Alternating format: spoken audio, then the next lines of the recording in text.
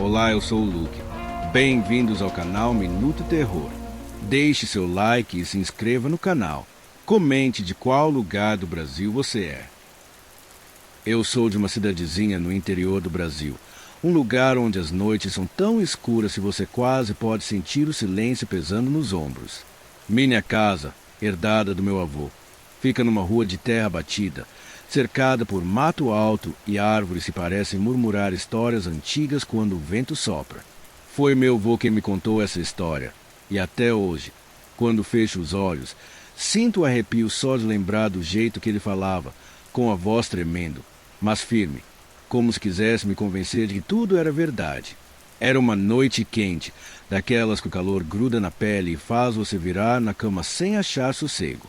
Meu avô, já idoso na época, estava tentando dormir no quarto que dividia com minha avó. Por volta de 1h30 da madrugada, ele foi acordado por um barulho no telhado. Um som pesado, como se algo grande estivesse andando lá em cima, arranhando as telhas. Ele pensou que fosse um rato, talvez uma coruja que às vezes pousava no telhado. Resmungou, virou para o lado e tentou voltar a dormir. Mas o sono que veio não foi tranquilo. No sonho, ele viu um vulto, um homem, mas não exatamente um homem. Era alto, com ombros largos, mas os olhos eram amarelos, brilhando como brasas na escuridão. A criatura parecia humanoide, mas havia algo de errado nela. O corpo era coberto por pelos desgrenhados, as mãos terminavam em garras, e a boca, meu Deus, a boca parecia rasgada, mostrando dentes afiados. No sonho, esse ser invadia a casa, forçando a porta com um gemido gutural que parecia vir de outro mundo. Meu avô tentou gritar, mas a voz não saía. Ele acordou ofegante, o coração disparado, com uma sensação que ele descrevia como um peso no peito, como se algo estivesse errado. Ele olhou para o lado. Minha avó dormia profundamente, o peito subindo e descendo com calma. Mas aquela sensação não ia embora. Foi então que ele virou a cabeça para o corredor que levava da porta do quarto até a sala. A casa era velha, de madeira, e o corredor sempre ficava mergulhado em sombras à noite. Mas ali, na penumbra, ele viu. Era ele, o homem do sonho. Não era imaginação, não era um truque da mente cansada. A criatura estava lá, parada, encarando ele com aqueles olhos que pareciam queimar. Meu avô disse que era como um lobisomem, mas diferente de qualquer coisa que ele já tinha ouvido falar nas histórias do interior. Era mais magro, mais humano, mas ao mesmo tempo mais assustador.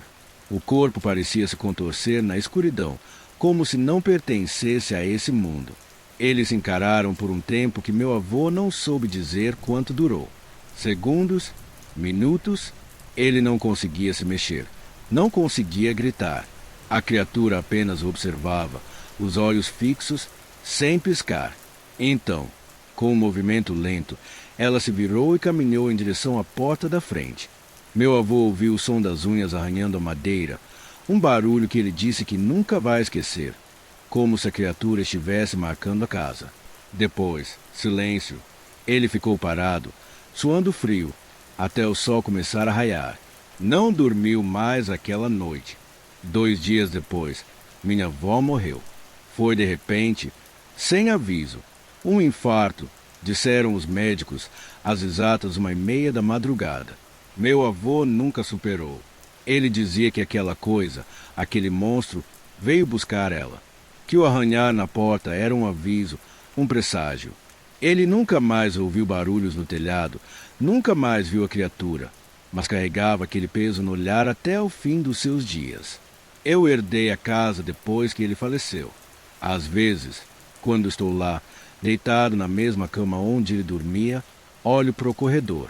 A escuridão ainda parece viva, como se estivesse esperando.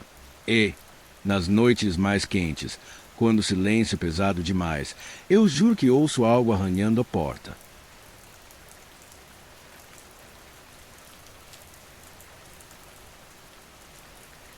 Eu sou de Santa Maria, uma cidadezinha no interior do Rio Grande do Sul, Brasil, onde as noites são tão quietas que você ouve o canto dos grilos misturado com o farfalhar das folhas. Cresci ouvindo as histórias da minha avó, contadas na varanda enquanto ela descascava laranjas ou tricotava um cachecol. Ela falava com um tom que misturava saudade e um leve tremor, como se ainda sentisse o peso daqueles dias. A história que mais me marcou foi a do lobisomem, uma lenda viva que assombrava as noites de lua cheia quando ela era criança, nos anos 50. Até hoje, quando passo pelas ruas de terra batida da cidade, sinto um arrepio, como se as sombras ainda guardassem segredos. Naquela época, Santa Maria era um lugar simples, com casas de madeira espalhadas entre campos de milho e bananeiras. Todo mundo se conhecia, e as histórias corriam de boca em boca como o vento que soprava o cheiro de terra molhada. Mas, nas noites de lua cheia, a cidade mudava. As pessoas trancavam portas e janelas, apagavam as luzes cedo e cochichavam rezas. Não era só o medo do escuro, era o lobisomem. Minha avó jura que ele existia, e as marcas que ele deixava não mentiam. Perto da nossa casa havia um terreno grande, cheio de bananeiras que eram o orgulho da vizinhança. Os cachos dourados eram colhidos para fazer doce, bolo ou só para comer com café. Mas, de tempos em tempos, amanhecia o dia e o terreno parecia um campo de batalha. Bananeiras arrancadas do chão, as raízes expostas, os troncos jogados pelas redondezas como se fossem palitos. Não eram uma ou duas árvores quebradas, eram várias, destruídas com uma força que ninguém explicava. A primeira vez que aconteceu, os adultos ficaram em pânico. Meu avô, que era tropeiro e não tinha medo de nada, saiu com a espingarda na mão, procurando pegadas. Não encontrou nada, só o rastro de destruição. Com o tempo, virou rotina. Todo mundo sabia. Era o lobisomem. Eu tinha uns 8 anos quando ouvi falar dele pela primeira vez. Perguntava para minha mãe, para o meu pai, para os vizinhos, por que ninguém faz nada? Eles só balançavam a cabeça com aquele olhar de quem sabe mais do que diz. Ele não machuca ninguém, minha avó explicava, enquanto varria o quintal com uma vassoura de palha. É só a energia dele. Melhor ele gastar nas bananeiras do que em outra coisa. Eu não entendia direito. Como assim? Um monstro que não queria machucar. Mas os adultos pareciam ter um acordo silencioso. Eles sabiam quem era o lobisomem. Era alguém da cidade, talvez alguém que eu via na missa de domingo ou no armazém comprando farinha. Mas o nome, esse eles guardavam às 7 chaves. Eu imaginava ele como um homem comum durante o dia. Talvez o seu Zé, que consertava bicicletas na esquina, com as mãos sempre sujas de graxa, ou seu Manuel, que vivia sozinho numa casa caindo aos pedaços no fim da rua. Mas à noite, sob a lua cheia, ele virava outra coisa. Na minha cabeça de criança, eu via um vulto alto, peludo, com olhos amarelos brilhando como brasas. Ele corria pelos campos, as garras rasgando a terra, arrancando as bananeiras com uma força bruta, como se estivesse lutando contra algo dentro dele. Minha avó dizia que ele fazia isso para se controlar, para não atacar as pessoas.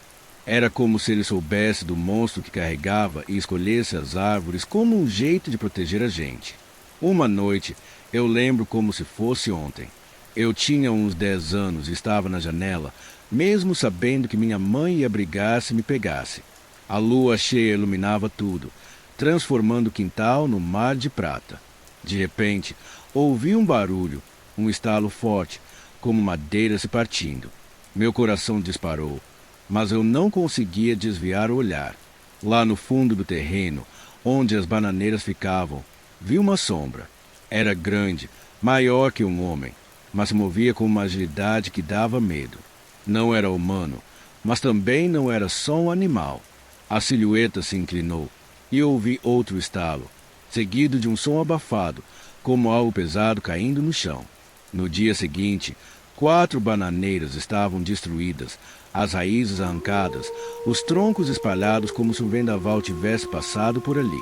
Eu corri para contar para minha avó, mas ela só me olhou com calma e disse: "Deixa ele em paz, menina. Ele não quer fazer mal." Aquilo me deixou ainda mais curiosa.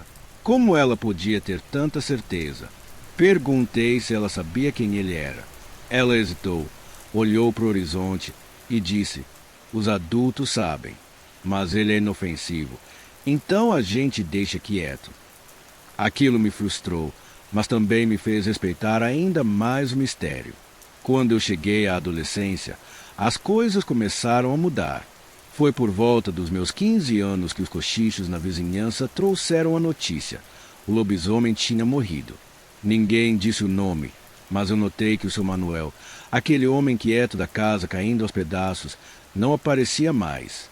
A casa dele ficou vazia, as janelas cobertas de poeira, o quintal tomado pelo mato. As noites de lua cheia foram ficando mais tranquilas. As pessoas começaram a deixar as janelas abertas, a caminhar pelas ruas sem medo. As bananeiras pararam de ser destruídas. Era como se um peso tivesse sido tirado da cidade.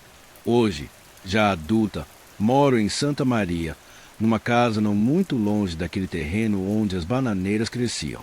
O lugar agora é só mato, mas ainda passo por lá de vez em quando. Às vezes, numa noite de lua cheia, quando o silêncio é tão grande que parece engolir tudo, eu juro que ouço um estalo, como madeira se partindo ao longe. Olho pela janela, meio esperando ver uma sombra se mexendo entre as árvores.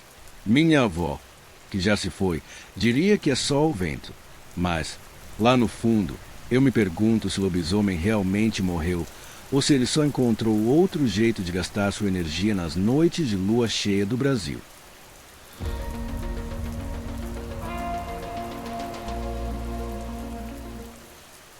Eu tinha só 6 anos, mas o medo daquela noite está cravado na minha memória como se fosse ontem.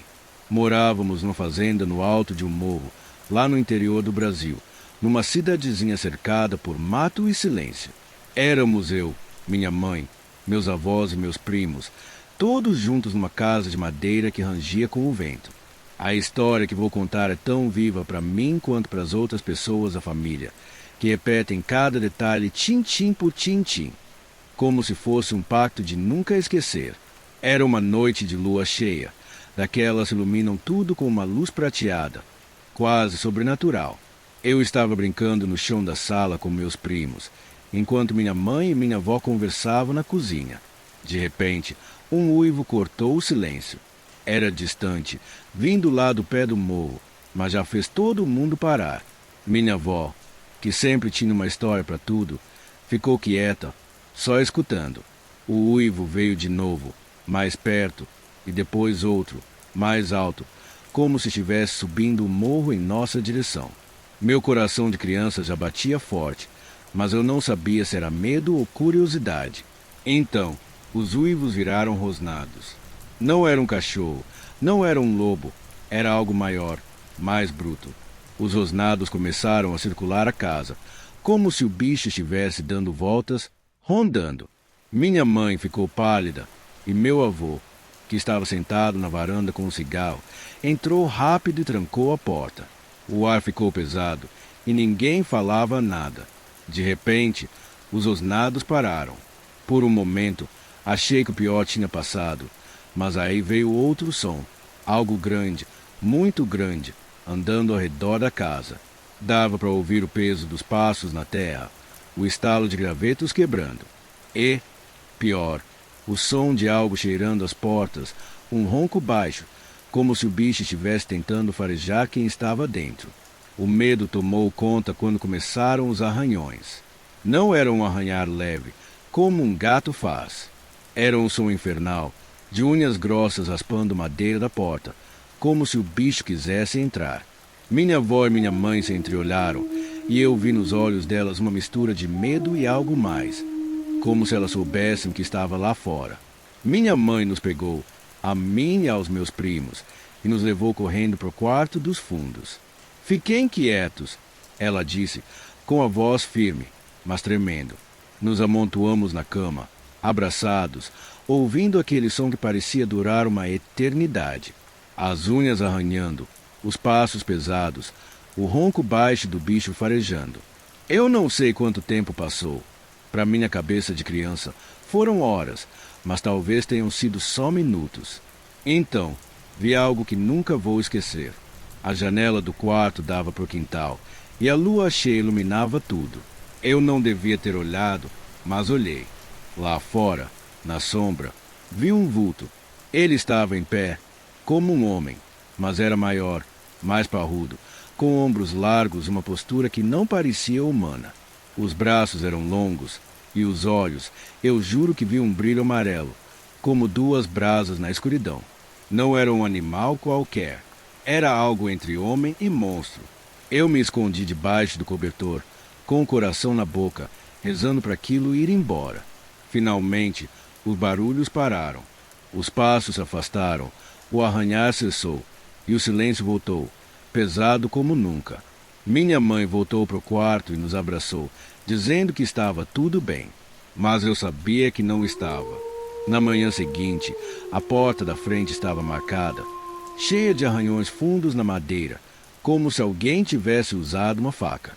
Meu avô olhou para aquilo, balançou a cabeça e não disse nada. Dias depois, minha avó contou a verdade.